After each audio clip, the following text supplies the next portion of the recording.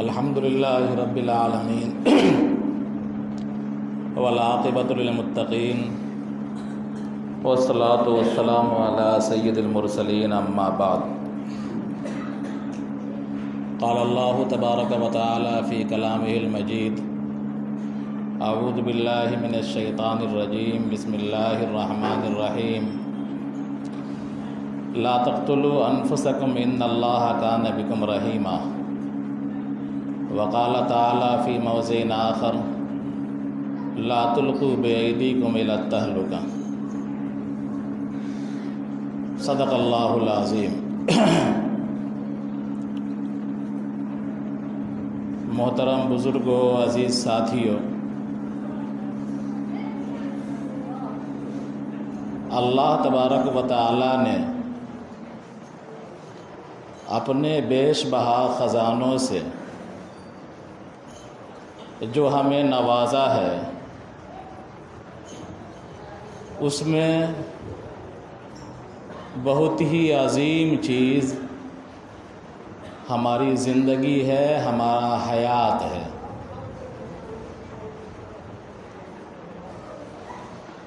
اور اللہ تبارک و تعالی نے ہم کو انسان بنا کر ہمارے جسم میں حیات ڈال کر، جس کو ہم روح کہہ رہے ہیں،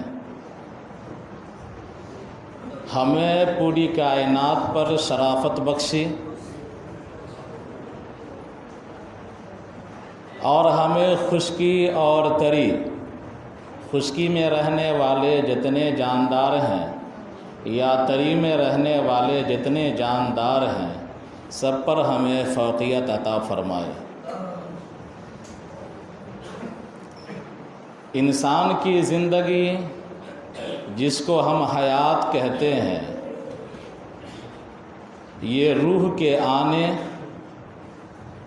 اور روح کے نکل جانے، روح جسم میں ہے تو زندگی ہے، اور روح نکل جاتی ہے تو موت ہے۔ دنیا نے ترقی کے بے شمار منازل طے کر لیے، ایک پر ایک ٹیکنالوجی دنیا میں آ گئی۔ آدمی زمین سے لے کر خلاؤں تک کی خبر معلوم کرنے لگا، حتیٰ کہ زمین کو چھوڑ کر کے انسان زحل، مشتری، مریخ، جو اوپر فلکیات میں سیارے فٹ بال کی طرح گھوم رہے ہیں، انسان وہاں تک پہنچنے کی تگ و دو میں لگا ہوا ہے۔ ایک پر ایک مشینیں ایجاد ہو گئیں، جس سے پتہ چل جاتا ہے کہ ہمارے بدن میں کون سا بیکٹیریا ہے، ہمارے بدن میں کون سی بیماری ہے، بیماری کا گراف کیا ہے، کتنا بڑھ رہا ہے، کس پوزیشن میں ہے۔ لیکن آج تک کوئی ایسی مشین یا کوئی ایسا کیمرہ ایجاد نہ ہوا جو یہ بتلا سکے کہ روح کب آتی ہے اور کیسے نکل جاتی۔ کفار مکہ نے یہود کے کہنے سے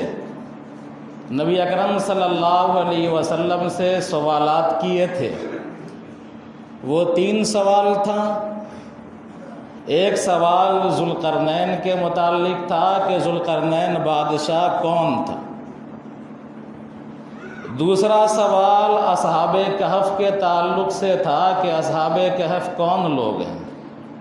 اور تیسرا سوال روح کے متعلق تھا کہ روح کی حقیقت کیا ہے۔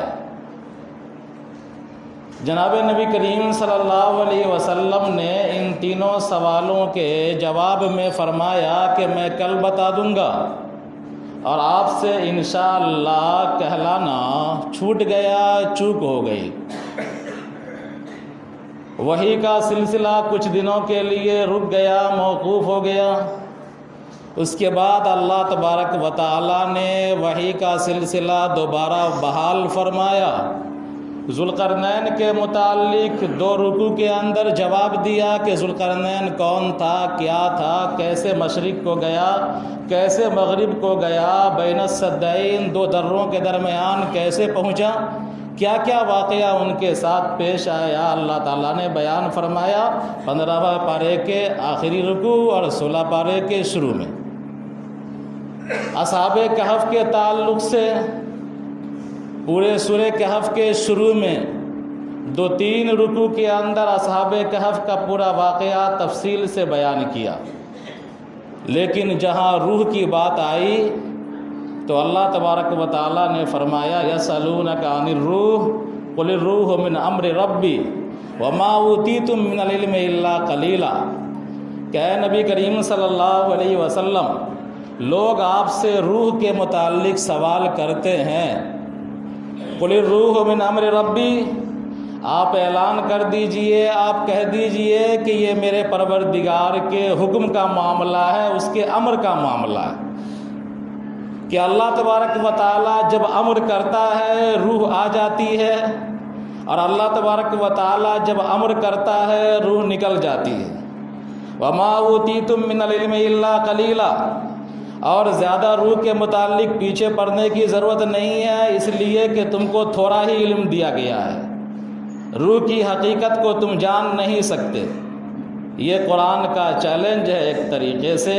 جو آج ثابت ہوتا ہے کہ دنیا میں طرح طرح کی مشینیں ایجاد ہو گئیں، لیکن کوئی مشین ایسی نہیں ہے جو بتا سکے کہ روح جسم میں کب آتی ہے اور روح جسم میں کس طرح نکل جاتی ہے۔ یہ زندگی جو انسان کو ملی ہے یہ اللہ کی امانت ہے، یہ جسم، یہ اعضاء، یہ اللہ کی امانت ہے، اور اللہ کی امانت میں کسی کو مالکانہ تصرف کا کوئی حق نہیں ہے۔ جس طرح آپ امانت کے طور پر کوئی مال لیتے ہیں تو آپ اس میں تصرف نہیں کر سکتے منمانہ طریقے سے، تو یہ ہماری باڈی، ہمارا جسم، ہماری جان، یہ اللہ تبارک و تعالیٰ کی امانت ہے، ہم اس میں منمانہ تصرف نہیں کر سکتے۔ لہذا کوئی انسان اپنے اعضاء کو بیچ نہیں سکتا، اپنی آنکھ بیچ نہیں سکتا، اپنا ہاتھ بیچ نہیں سکتا، اپنے کڈنی، اپنے گردے بیچ نہیں سکتا، اپنے دلوں کو بیچ نہیں سکتا، چونکہ یہ ہماری شے نہیں ہے، ہم اس کے مالک نہیں ہیں، بلکہ اس کا مالک اللہ تبارک و تعالیٰ ہے، یہ امانت کے طور پر ہے۔ اسی طرح ہماری روح ہے جو ہمارے جسم کے اندر ہے، یہ روح بھی اللہ تبارک و تعالیٰ کی امانت ہے۔ کسی انسان کو یہ حق نہیں کہ کوئی ایسا حربہ اختیار کرے، کوئی ایسا طریقہ اختیار کرے جس سے روح نکل جائے۔ اللہ تبارک و تعالیٰ کے امر سے روح آتی ہے اور اللہ کے امر سے روح نکل جاتی ہے۔ یہی وجہ ہے کہ اسلام نے، ہمارے مذہب نے سختی سے پابندی لگائی ہے، اور آیات کے اندر میں نے جو آیات پڑھی ہے اس میں واضح لفظوں میں بیان فرما دیا گیا کہ اے لوگو، تم لوگوں کا مال ناحق طریقے سے مت کھاؤ، ہاں البتہ باہمی رضامندی سے تجارت ہو جائے اور تجارت کے ذریعے سے تم کو نفع حاصل ہو جائے تو تم کھاؤ۔ وَلَا تَقْتُلُوا أَنفُسَكُمْ، اور اے لوگو تم اپنے جان کو ہلاک مت کرو، اپنے آپ کو قتل مت کرو۔ ان اللہ کان بکم رحیما، بلا شبہ اللہ تبارک و تعالیٰ تم پر مہربان ہے۔ اسی طرح دوسری آیت کے اندر اللہ تبارک و تعالیٰ نے فرمایا لا تلقوا بأیدیکم الی التہلکہ، کہ تم ایسی چیز کھانے پینے کے قبیل سے ہو یا کسی اور دوسری چیزوں کے قبیل سے جو تمہاری صحت کو ہلاکت کی طرف لے جائے، تم کو بیماری کی طرف لے جائے، تمہاری زندگی کے خاتمے کی طرف لے جائے،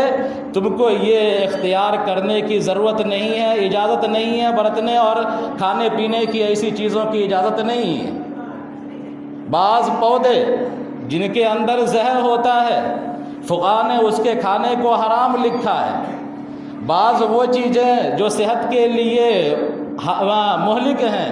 فقہاء نے اس کو مکروہ کے درجے میں رکھا ہے، مکروہ تحریمی کے درجے میں رکھا ہے۔ کیوں؟ اس لیے کہ صحت بھی اللہ کی امانت ہے اور زندگی بھی اللہ کی امانت ہے، صحت کو ضائع کرنے کا اختیار آپ کو نہیں ہے اور امانت کو ضائع کرنے کا اختیار آپ کو نہیں ہے۔ تو اسلام نے اسی بنیاد پر خودکشی کرنے والوں کی مذمت کی ہے۔ جناب نبی کریم صلی اللہ علیہ وسلم نے ارشاد فرمایا ایک حدیث میں کہ جو آدمی اپنے آپ کو ہلاک کرتا ہے، اگر وہ زہر کا پیالہ پی کر کے ہلاک کرتا ہے تو جہنم میں وہ لگاتار زہر کا پیالہ پیتا جائے گا۔ اگر کوئی آدمی اپنے اعضاء کو کاٹ کر کے، اپنی چھریوں کو پیٹ میں بھوک کر کے اگر وہ اپنے آپ کو ہلاک کرتا ہے، خودکشی کرتا ہے، تو جہنم میں چھری اس کے ہاتھ میں دی جائے گی، وہ لگاتار اپنے پیٹ کو چیرتا رہے گا، کاٹتا رہے گا۔ اسی طرح اگر کوئی آدمی گلا میں پھندا لگا کر کے خودکشی کرتا ہے تو قیامت کے بعد جہنم میں اللہ تبارک و تعالیٰ اس کو ایسا پھندا دیں گے، لگاتار وہ گلے میں ڈالتا رہے گا۔ یعنی جو جس انداز سے حرام موت کو اختیار کرتا ہے، اللہ تبارک و تعالیٰ اسی کے مثل اس کو عذاب دیتا رہے گا جہنم میں قیامت کے دن۔ تو انتہائی حرام فعل ہے۔ حضرت طفیل رضی اللہ تعالی عنہ ایک صحابی ہیں، وہ بیان فرماتے ہیں کہ میں نے 2 ساتھیوں کے ساتھ ہجرت کی، میں تھے وہاں اور ایک اور صحابی تھے۔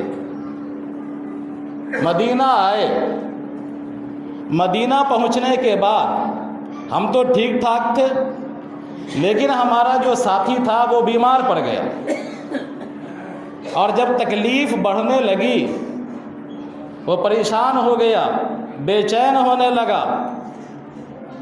تو تکلیف کی تاب نہ لا کر کے وہ صبر کا دامن چھوڑ دیا اور اپنے نس کو اس نے کاٹ لیا، ہاتھ کے نس کو، جس کی وجہ سے بدن کا پورا خون گر گیا اور وہ انتقال کر گئے۔ حضرت طفیل بیان کرتے ہیں کہ میں نے خواب میں دیکھا اسی شخص کو جو اپنی بیماری کی تاب نہ لا کر کے خودکشی کر لیا تھا، ایک طریقے سے میں نے دیکھا کہ اس کا پورا بدن صحیح سالم ہے، اچھی حالت میں ہے،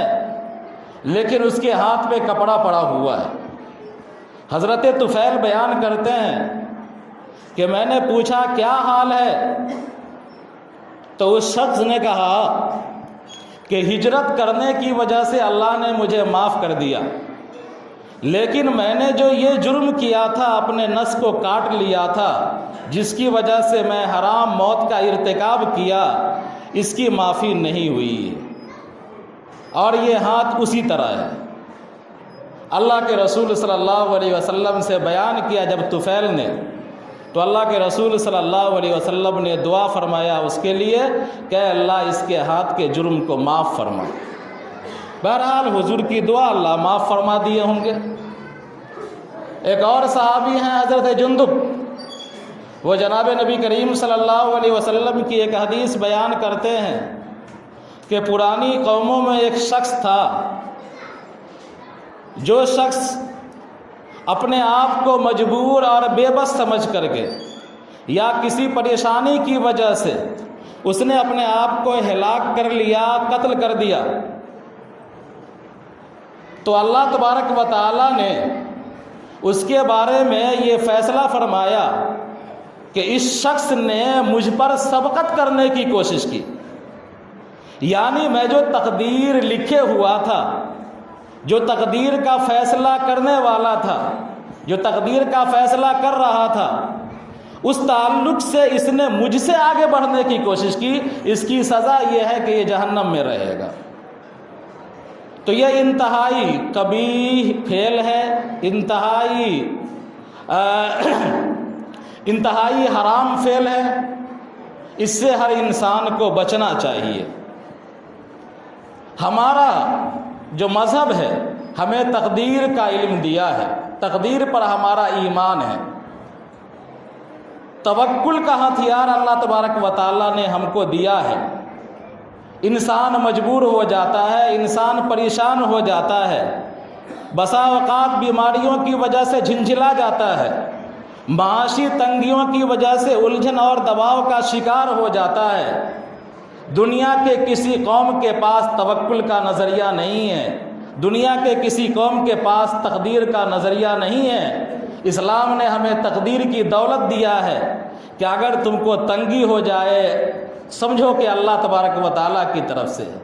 اگر خوشحالی ہو جائے تو سمجھو اللہ تبارک و تعالیٰ کی طرف سے، اگر صحت کا زمانہ آ جائے سمجھو اللہ تعالیٰ کی طرف سے، بیماری کا زمانہ آ جائے سمجھو اللہ تبارک و تعالیٰ کی طرف سے ہے، کہ کائنات میں ہر چیز اللہ تبارک و تعالیٰ کے حکم کے بغیر کچھ نہیں ہو سکتا، اللہ کے حکم ہی سے ہوتا ہے۔ تو تقدیر جیسی دولت اسلام نے ہم کو دیا ہے، توکل جیسا ہتھیار اللہ تبارک و تعالیٰ نے ہم کو دیا ہے، جس کی بنیاد پر ہم اپنے نفس میں اٹھنے والے یا ذہن میں اٹھنے والے طوفانوں کا مقابلہ کر سکتے ہیں، شیطانی وساوس کا مقابلہ کر سکتے ہیں۔ میدان جہاد ہے، ایک شخص بڑی بہادری سے لڑ رہا ہے، صحابہ کرام جہاد میں شامل ہوتے تھے، لوگوں نے تعریف کرنا شروع کر دیا کہ فلاں آدمی اتنی بے جگری سے لڑ رہا ہے، کیا کہنا ہے اس کا۔ لیکن وہ شخص اسلام کے خاطر لڑائی نہیں کر رہا تھا، بلکہ عصبیت کی بنیاد پر اپنے قبیلے کا ساتھ دینے کے لیے لڑائی کر رہا تھا۔ حضور صلی اللہ علیہ وسلم کو پتہ چلا، لوگوں نے تذکرہ کیا کہ بڑی بہادری سے لڑ رہا ہے، دیکھیے کس طرح میدان کو چیرتا ہوا جا رہا ہے۔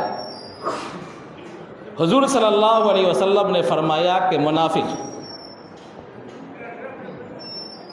اب صحابہ کرام کو بڑا تعجب ہوا کہ ایک شخص میدان جہاد میں ہے اور پوری پامردی کے ساتھ بے جگری کے ساتھ لڑ رہا ہے، ٹھوکے ہوئے جا رہا ہے، آگے بڑھ رہا ہے، یہ منافق کیسے ہو سکتا ہے؟ تو لوگوں نے دیکھا کہ اس کے ہاتھ پر زخم لگا اور زخم کی تاب وہ نہ لایا، برداشت نہیں کر سکا، اپنے تلوار کو اس نے الٹا کیا، نیچے نوک کو اوپر کیا اور پیٹ میں بھوک کر کے وہ سو گیا اس پر تلوار پر، اور تلوار پیٹ میں گھسی اور پیچھے نکل گئی۔ تو فرمان رسالت کہ فلاں جو لڑ رہا ہے وہ منافق ہے، وہ اسلام کے خاطر نہیں لڑ رہا ہے۔ تو یہ انتہائی قبیح فعل ہے، اس کے بارے میں انسان کو تصور بھی نہیں کرنا چاہیے، سوچنا بھی نہیں چاہیے۔ بدقسمتی سے کچھ دن پہلے ایک حادثہ ہوا گجرات کے اندر کہ عائشہ نامی لڑکی، اس کا ویڈیو آپ نے دیکھا ہوگا، خبر ہے، اخبارات پورا بھرا ہوا ہے اسی کو لے کر کے، کئی دنوں سے چرچے میں ہے سوشل میڈیا پر کہ وہ عائشہ نامی لڑکی اپنے سسرال والوں اور اپنے شوہر کے مطالبہ جہیز کی تاب نہ لا کر کے اور جہیز کی بنیاد پر جو ٹارچر کیا جا رہا تھا اس کی تاب نہ لا کر کے وہ سابرمتی ندی میں کود کر کے وہ اپنے آپ کو ہلاک کر لی اور وہ مر گئی۔ اس کی ویڈیو جن لوگوں نے دیکھا ہے تو جھنجھوڑ دینے والی ویڈیو، اگر جس کو دل میں اگر جگر خشک نہیں ہوا ہے، اگر قلب سخت نہیں ہوا ہوگا، وہ اس ویڈیو کو دیکھ کر ضرور لرز جاتا ہے کہ ایک لڑکی اپنے تمام غموں کو اپنے مسکراہٹ کے پیچھے چھپا کر کیسے ندی میں کود رہی ہے، اپنے آپ کو ہلاک کر رہی ہے۔ اس کی ہلاکت کے پیچھے ہمارے معاشرے کی جو سب سے بڑی برائی ہے اور وہ جہیز۔ اگر اس عائشہ کے غم کو اگر ہم اپنا غم نہ سمجھیں، اس عائشہ کے درد کو اپنا درد نہ سمجھیں، اس کے والدین کے درد کو تکلیف کو اپنا درد نہ سمجھیں، تو خدا کی قسم ہم مسلمان کہلانے کے لائق نہیں۔ تو کم سے کم لوگوں اب بھی تو توبہ کر لو کہ اپنے شادیوں کو آسان بناؤ۔ ہر باپ یہ عہد کر لے کہ اپنے بیٹے کی شادی میں ہم کچھ نہیں لیں گے، ہر چاچا یہ عہد کر لے کہ اپنے بھتیجے کی شادی میں ہم کچھ نہیں لیں گے، ہر دادا یہ عہد کر لے کہ اپنے پوتے کی شادی میں ہم کچھ نہیں لیں گے، ہم جہیز کا خاتمہ کر کے رہیں گے، سب سے پہلے اپنی زندگی سے شروعات کریں گے، اپنے گھر سے ہم شروعات کریں گے۔ اگر ہم یہ طے کر لیتے ہیں صرف یہ کہہ لینا کہ بیچاری مر گئی، اچھا نہیں ہوا، یہ کافی نہیں ہوگا۔ زندہ قومیں حادثات سے سبق لیتی ہیں، ٹھوکر لگتا ہے تو عقل بڑھتی ہے۔ تو عائشہ نے بہت بڑا پیغام دیا ہے، ہم تمام لوگوں کو جھنجھوڑ کر کے رکھ دیا ہے کہ کم سے کم اس عائشہ کی حرمت کی لاج رکھتے ہوئے، اس کے باپ کے درد کو سمجھتے ہوئے، اس کے ماں کے درد کو سمجھتے ہوئے، ہم بھی ایز اے باپ، ایز اے گارجین یہ عہد کر لیں کہ اپنے آل و اولاد کی شادی میں لڑکی والوں کا کچھ خرچہ نہیں ہونے دیں گے، حتیٰ کہ لڑکی والے جو فرنیچر تک دیتے ہیں وہ بھی ہم نہیں لیں گے۔ آپ دیکھ لیجئے کہ جن لوگوں نے ایسی شادیاں کی ہیں کہ لڑکی والوں کا کچھ بھی خرچہ نہیں کروایا ہے، اللہ تبارک و تعالیٰ نے اس کے حالات بدل دیے ہیں، زندگی کے اندر برکت دیا ہے، مال و دولت سے خوب نوازا ہے۔ ایسی مثالیں سینکڑوں مل جائیں گی۔ تو آج کا دن یہ عہد کرنے کا ہے کہ ہم اپنے معاشرے اور سماج سے جہیز کی لعنت کا خاتمہ کر کے رہیں گے۔ ہر گاؤں سماج میں ایک پریشر والا گروپ ہونا چاہیے کہ جہیز کے نام پر اگر کسی کا استحصال ہو رہا ہو، جہیز کے نام پر اگر کسی لڑکی کو ٹارچر کیا جا رہا ہو، تو پریشر گروپ، وہ کمیٹی اس کا سنگیان لے، وہ باضابطہ ان سے بات چیت کرے، لڑکے والوں پر دباؤ بنائے کہ کیوں ایسا کام کر رہے ہو۔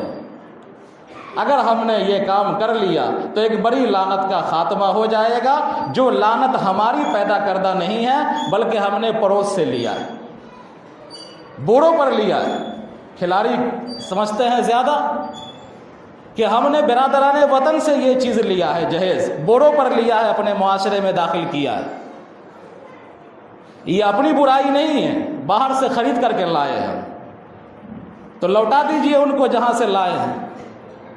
عہد کر لیجیے ہر آدمی کہ اپنے آل و اولاد کی شادی میں لڑکی والوں کا کچھ خرچہ نہیں ہونے دیں گے۔ اللہ تبارک و تعالی ہم سب کو کہنے سننے سے زیادہ عمل کی توفیق عطا فرمائے۔